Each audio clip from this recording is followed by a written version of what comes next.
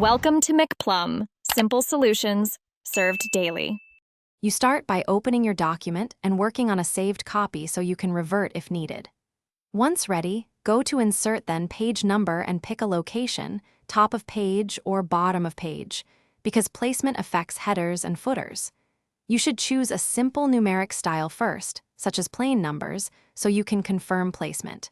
If you want the first page unnumbered, make sure to check Different First Page in the Header and Footer tools before you close the dialog.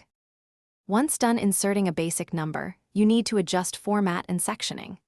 Open Header and Footer tools to fine-tune margin, alignment, and whether numbering appears in header or footer. To restart or change numbering style mid-document, insert a section break, layout breaks, and then unlink headers by turning off link to previous.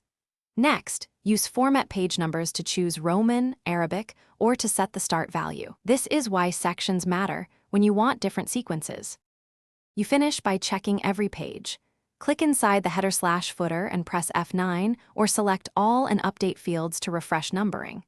If numbers are incorrect, inspect section breaks and ensure link to previous is disabled where numbering should change.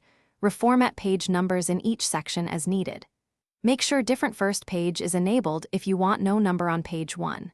If problems persist, save, close Word, and reopen to force a layout rebuild before retrying these steps.